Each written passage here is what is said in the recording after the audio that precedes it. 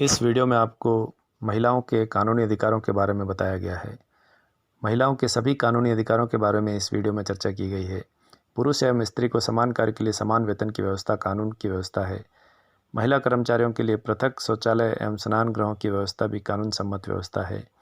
किसी भी महिला के साथ दास के समान व्यवहार नहीं किया जा सकता, यह एक कानूनी प्रावधान है।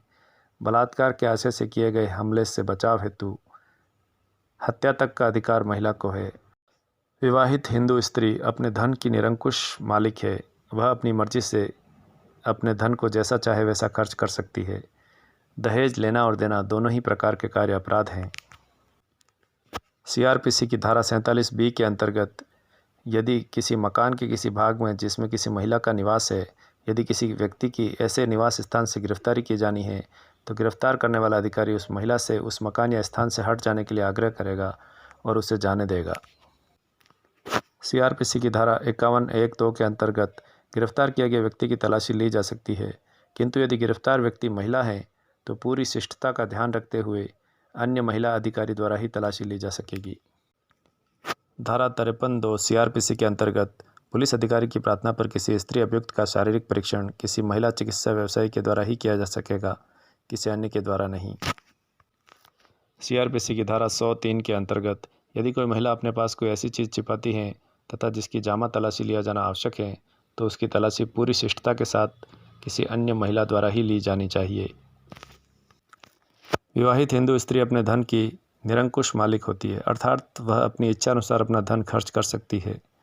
कोई भी सौदा कर सकती है, किसी को दे भी सकती है। उसे अपने पति, सास, ससुर या किसी अन्य व्यक्ति से पूछने की कोई आवश्यकता नहीं होती है। बीमारी या कोई प्राकृतिक आपदा को छोड़कर स्त्री का पति भी उसके धन को खर्च करने का कोई अधिकार नहीं रखता। भारतीय दंड संहिता की धारा 363 में व्यभिचारण के अपराध के लिए दंड की व्यवस्था की गई है। धारा 363 क में भीख मांगने के प्रयोजन से किसी महिला का अपहरण या विकलांगीकरण करने पर 10 साल का कारावास और जुर्माना तथा धारा 365 में किसी स्त्री का गुप्त रूप से अपहरण या व्यभिचारण करने पर 7 वर्ष का कारावास अथवा जुर्माना अथवा दोनों।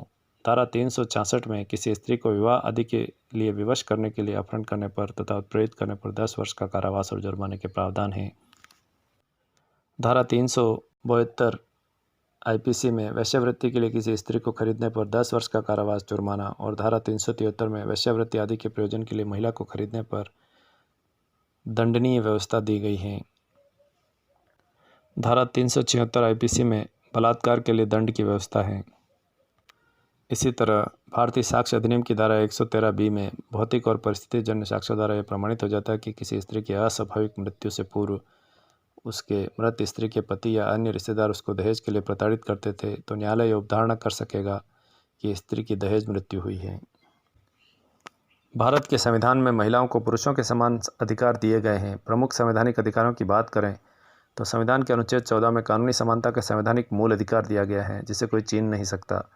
इसी तरह अनुच्छेद 15(3) में जाति, धर्म, लिंग एवं जन्म स्थान के आधार पर भेदभाव या विभेद की मनाही की गई है।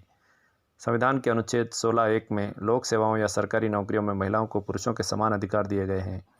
संविधान के अनुच्छेद 19(1) में किसी भी अन्य नागरिक की तरह ही महिलाओं को भी बोलने की आज़ादी दी गई है, अर्थात वो निर्भीकता से अपने भाषण एवं अभिव्यक्ति की स्वतंत्रता के कानूनी अधिकारों का उपयोग कर सकती हैं।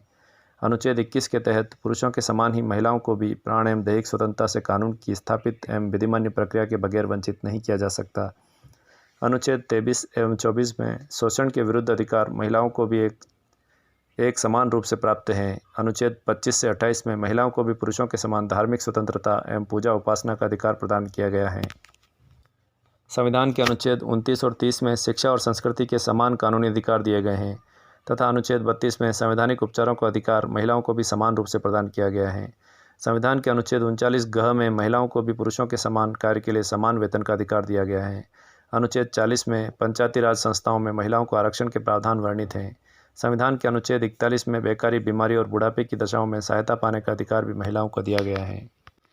संविधान के अनुच्छेद 42 में महिलाओं की प्रसूति सहायता प्राप्ति के संवैधानिक प्रावधान के बारे में वर्णन है। अनुच्छेद 47 में लोक स्वास्थ्य, पोषाहार और जीवन स्तर में सुधार करने के लिए सरकारी दायित्व का वर्णन भी किया गया है।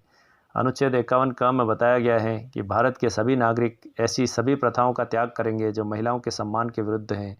अनुच्छेद 33 क में 84वें संविधान संशोधन से लोकसभा में महिलाओं के आरक्षण की व्यवस्था के बारे में प्रावधान किया गया है। इसी तरह अनुच्छेद 332 क में राज्य विधानसभा में महिलाओं के आरक्षण की व्यवस्था की गई है ताकि उनका समान प्रतिनिधित्व हो सके। गर्भावस्था में मादा भ्रूण को नष्ट करने से रोकने के लिए लिंग परीक्षण को अवैध एवं दंडनीय अपराध बनाया गया है तथा PCPNDT एक्ट 1994 निर्मित कर लागू कर दिया गया है। दहेज जैसी सामाजिक बुराई एवं अभिशाप से महिलाओं को बचाने के लिए दहेज निषेध अधिनियम 1961 बनाकर लागू कर दिया गया है। दहेज लेना और देना दोनों ही दंडनीय अपराध बनाया गया है। इसी तरह भारतीय दंड संहिता की धारा 294 के अंतर्गत सार्वजनिक स्थान पर अश्लील वार्तालाप एवं गाली गलौज को एक दंडनीय अपराध बनाया गया है ताकि महिलाओं की गरिमा सुनिश्चित हो सके। धारा 304B भारतीय दंड संहिता में विवाह के 7 वर्ष पश्चात तक सामान्य परिस्थितियों के अलावा महिला की मृत्यु को दहेज हत्या या दहेज प्रताड़ना से कारित मृत्यु माना गया है। धारा 306 भारतीय दंड संहिता में महिला को आत्महत्या के लिए दुष्प्रेरित करने पर दंड की व्यवस्था की गई है। धारा 313 भारतीय दंड संहिता में महिला की इच्छा के विरुद्ध गर्भपात को एक दंडनीय अपराध घोषित किया गया है। इन सभी प्रावधानों पर यदि विचार किया जाए तो इससे स्पष्ट प्रतीत होता है कि भारतीय संविधान एवं कानूनों में महिलाओं को भी पुरुषों के समान अधिकार प्रदान किए गए हैं। उसमें किसी तरह का कोई भेदभाव नहीं किया गया है। महिलाओं को अपने अधिकारों के प्रति जागरूक होने की आवश्यकता है तथा इसके लिए शिक्षा एवं प्रचार प्रसार की आवश्यकता है। अगले वीडियो में कुछ नए कानूनी प्रश्नों के उत्तर के साथ फिर मिलते हैं। तब तक के लिए धन्यवाद।